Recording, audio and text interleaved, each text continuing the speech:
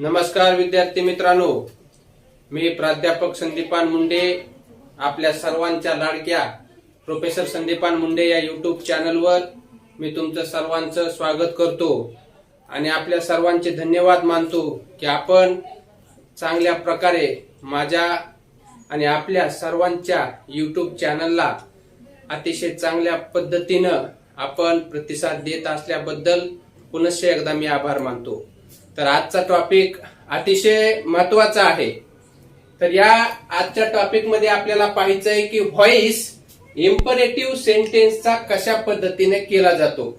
Change the voice आपण माग घेतलेला आहे, ऍक्टिव्ह पॅसिव्ह कसा ओळखायचा, चेंज द व्हॉइस सुद्धा आपण घेतलेला आहे।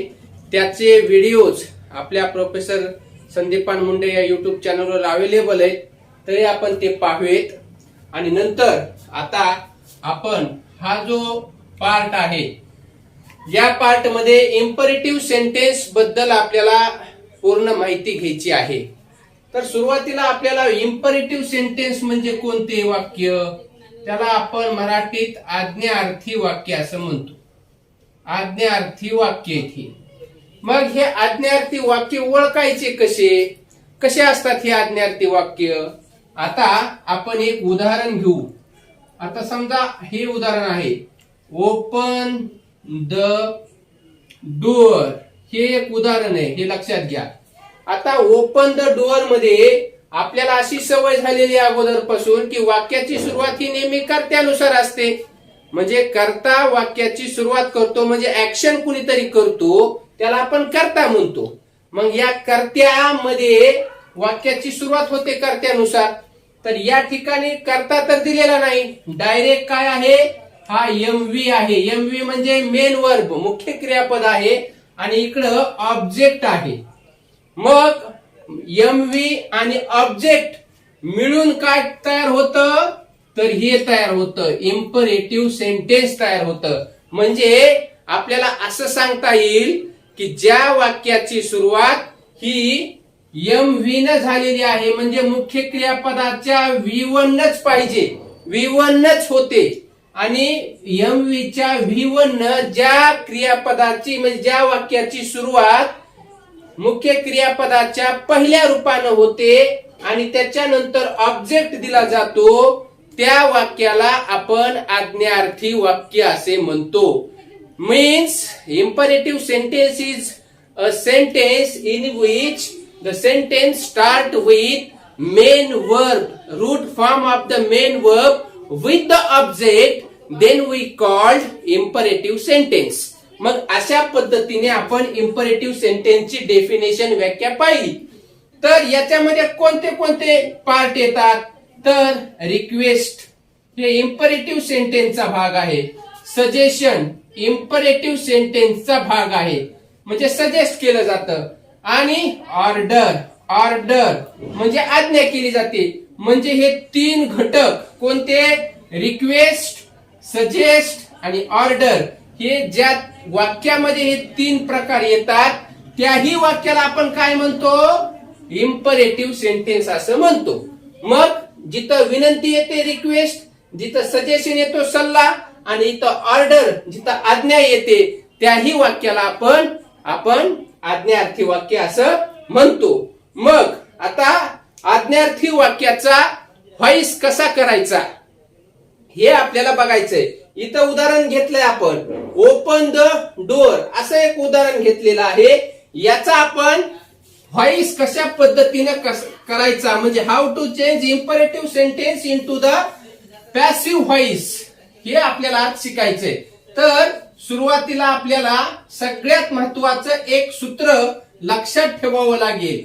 ते सूत्र काय आहे, ते सूत्र असं आहे की अगोदर कोणत्याही इम्परेटिव्ह वाक्याचा व्हॉइस करत असताना, म्हणजे पॅसिव्ह व्हॉइस करत असताना आपल्याला लेटने सुरुवात करावी लागते। लेट, LET, लेट या शब्दाने सुरुवात करावी लागते। नंतर त्या वाक्यातला ऑब्जेक्ट घ्यावा लागतो, म्हणजे ऑब्जेक्ट म्हणजे कर्म। दुसरं ऑब्जेक्ट घेतल्याच्या नंतर बी हा शब्द तिथे घेतात, आणि चौथा नियम असा आहे की तिथं मुख्य क्रियापदाचं तिसरं रूप म्हणजे मुख्य क्रियापदाचं तिसरं रूप म्हणजे MV3 म्हणजे मुख्य क्रियापदाचे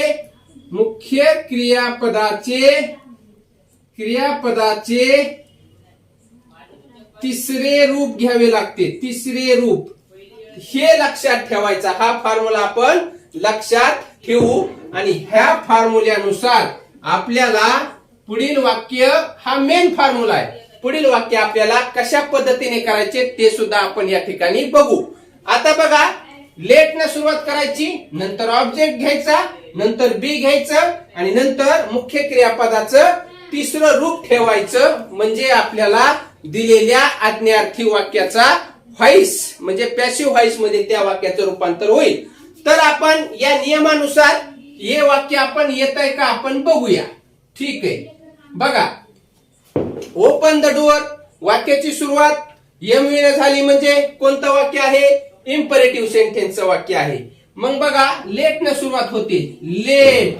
आता वाक्यातला ओ कोणता आहे? ऑब्जेक्ट. ऑब्जेक्ट आहे the doer. Let the doer. आता काय घ्या म्हणतं? हे बी घ्या. बी घेतलं. मुख्य क्रियापदाचं तिसरं रूप. आता ओपनचं तिसरं रूप ओपन्ड. OPENED लागतंय. मग अशा पद्धतीने let the door be opened असं वाक्य आपण केल्याच्या नंतर हे वाक्य कोणत्या व्हॉइसचं आहे? हे पॅसिव्ह व्हॉइस मध्ये जातं. कोणत्या व्हॉइस मध्ये जातं? Passive voice. हे इम्परेटिव्हचं वाक्य आपण पॅसिव्ह व्हॉइस मध्ये ट्रान्सफर केलं. काय केलं? लेट घेतला, त्याच्यानंतर ऑब्जेक्ट ठेवला, त्याच्यानंतर आपण बी घेतला आणि त्याच्यानंतर मुख्य क्रियापदाचं तिसरं रूप घेतलं. आता या ठिकाणी आपल्याला काय माहिती पाहिजे? मुख्य क्रियापदाचं आपल्याला तिसरं रूप माहिती पाहिजे. म्हणून आपण जास्तीत जास्त मुख्य क्रियापदाचा सराव केला पाहिजे. मुख्य क्रियापदावर सुद्धा आपला एक व्हिडिओ मी टाकलेला आहे. ते कसे असतात हे सुद्धा मी त्या व्हिडिओमध्ये सांगितलं आहे. त्या आपल्या चॅनलवर जाऊन प्रोफेसर संदीपान मुंडे सर्च करा युट्यूबवर, म्हणजे त्याची लिंक आपल्याला त्या ठिकाणी मिळून जाईल. तो व्हिडिओ मिळून जाईल आणि आपल्याला कसल्याही मुख्य क्रियापदाचे रूप करता येतील. आता अजून काही उदाहरणं आपण या ठिकाणी पाहू. आता हे सूत्र झाल्याच्या नंतर मी सूत्र इथं आपल्याला सांगितलं की कशा पद्धतीनं हा व्हॉइस केला जातो. तर दुसरं व्हॉइस आहे, दुसरं वाक्य आहे चेंज द व्हॉइस. हे एक वाक्य, त्याचा आपल्याला परीक्षेत चेंज द व्हॉइस करा असं म्हणतात. मग चेंज द व्हॉइसचा विद्यार्थी किंवा जे लोक असतात ते कन्फ्युज मध्ये होतात, कन्फ्युज मध्ये पडतात. They are in confusing because the sentence is given in the exam change the voice and in the bracket it is done in change the voice. How can it be possible? हे कसं शक्य आहे? तर आपल्याला लक्षात आलं पाहिजे की चेंज म्हणजे बदलणे. चेंज म्हणजे बदलणे. बदलणे म्हणजे मुख्य क्रियापद आहे. हा MV चा फर्स्ट फॉर्म आहे, म्हणजे मुख्य क्रियापदाचं पहिलं रूप आहे. पुढे ऑब्जेक्ट आहे म्हणजे रचना इथली आहे, म्हणजे रचना इम्परेटिव्ह सेंटेन्सची आहे. तर आता याचं बघा कसं करायचं. आपल्या नियमाप्रमाणे लेट घेतला, लेट घेतल्याच्या नंतर ऑब्जेक्ट द व्हॉइस. हा आपल्या वाक्यातला ऑब्जेक्ट आहे लेट द व्हॉइस. पुन्हा आपण म्हटलं होतं बी घ्या, बी घेतलं आणि चेंजचं चेंज्ड ई असलं की डी लावतात. म्हणून let the voice be changed हे आपण इम्परेटिव्हचं पॅसिव्ह व्हॉइस मध्ये हे या पद्धतीने आपण वाक्य करू शकतो. आपण आता दुसरं वाक्य बघू. दुसरं एक असं वाक्य आहे टेल मी द ट्रूथ. हे एक वाक्य. आता बघा टेल मी द ट्रूथ हे एक वाक्य. Tell me the truth. आता टेल वाक्यातला MV त्याचा फर्स्ट फॉर्म, मी ऑब्जेक्ट. हा डायरेक्ट ऑब्जेक्ट आणि इनडायरेक्ट. हा डायरेक्ट आणि हा V2 इनडायरेक्ट. तर कशा पद्धतीने करतात बघा, इथं आपल्याला लक्षात येईल. बघा काय घ्यायचं आपल्या नियमाप्रमाणे लेट इथं द ट्रूथ बी ला be be told be to told to me. बघा काय केलं आपण इथं, बघा लेटला लेट ठेवला. आता या मी मुळे इथं बदल झाला. काय बदल झाला, की मी जशाच तसं ठेवलं, परंतु त्याच्या अगोदर काय ठेवलं, टू ठेवलं. म्हणजे let the truth be told to me. अशा पद्धतीने हे वाक्य आपण करू शकतो. म्हणजे कोणताही दोन्ही ऑब्जेक्ट आले, हे ऑब्जेक्टच आहे, हे पण ऑब्जेक्टच आहे, असे दोन्ही ऑब्जेक्ट आले की दोन, म्हणजे त्याला डायरेक्ट ऑब्जेक्ट आणि इनडायरेक्ट ऑब्जेक्ट असं सुद्धा म्हणतात. मग अशा पद्धतीने जर वाक्य आलं तर या पद्धतीने आपण सोडवायचं. बघा, let the truth be told to me. अशा पद्धती टेलचं तिसरं रूप टोल्ड हे केलेलं आहे. पुढचं आपल्याला वाक्य बघायचंय. पुढचं वाक्य असं आहे, पुढचं वाक्य आहे बी क्वाइट. बी क्वाइट. आता बी क्वाइट अनेक अर्थाने वापरतात. बघा, बी क्वाइट म्हणजे शांत राहा. मग बी क्वाइट जर शिक्षकाने विद्यार्थ्याला म्हटलं असेल तर ऑर्डर. जर विद्यार्थ्यांनी आपल्या मित्राला किंवा आपल्यापेक्षा कमी वयाच्या लोकाला जर हेच वाक्य वापरलं तर ते आहे सजेशन, ते आहे रिक्वेस्ट. किंवा विद्यार्थ्यांनी शिक्षकाला जरी सांगितलं तर त्याचा अर्थ रिक्वेस्ट. आणि हे बी क्वाइट हे जर आपण एखाद्या मोठ्या व्यक्तीनं, समजा दवाखान्यात गेलो तर डॉक्टरनी सांगितलं असेल तर ती आहे सजेशन. हे सजेशन. समजा आपला मोठा भाऊ, आपण अभ्यास करत आहोत आणि अभ्यास करत असताना गोंधळ करतो, तर गोंधळ केल्यामुळं तो आपल्याला काय म्हणतो, बी क्वाइट. बी क्वाइट म्हणजे त्याची या ठिकाणी ऑर्डर आणि सजेशन या दोन्ही रेफरन्स मध्ये आपल्याला तो पाहायला मिळतो. मग आता असे जर वाक्य असतील तर या वाक्याचा आपल्याला व्हॉइस कशा पद्धतीने करतात ते बघू.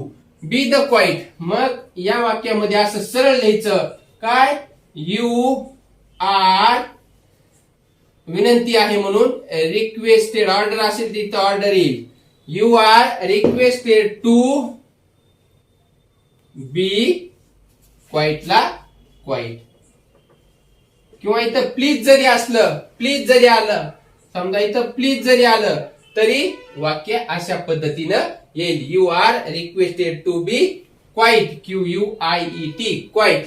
मग अशा पद्धतीने हे वाक्य सुद्धा आपण करू शकतो. पुढचं एक वाक्य आपण मजेशीर वाक्य आहे ते एकदा घेऊ आणि नंतर पुढे आपण यानंतर पुढे एक वाक्य आहे बघा, ते सुद्धा मी या ठिकाणी आपल्याला सांगतो. तर सांगत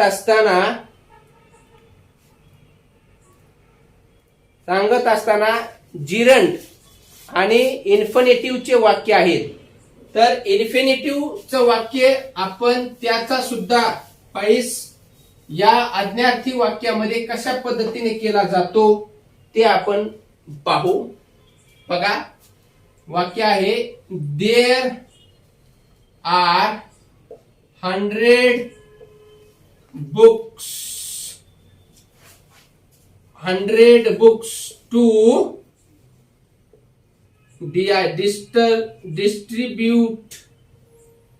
distribute in the school. हे एक वाक्य लक्षात घ्या.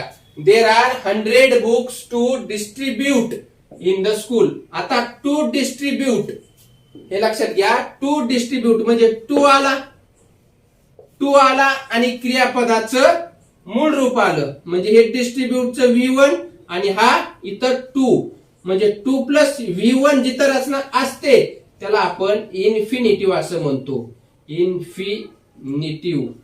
इन्फिनिटिव्ह एक ग्रामरचा कन्सेप्ट आहे. म्हणजे जिथं 2 आणि मुख्य क्रियापदाचं फर्स्ट फॉर्म येतं त्या फॉर्मला आपण इन्फिनिटिव्ह असं म्हणतो. मग त्या इन्फिनिटिव्हचं आपल्याला कशा पद्धतीनं करता येईल पॅसिव्ह व्हॉइस मध्ये रूपांतर ते बघू.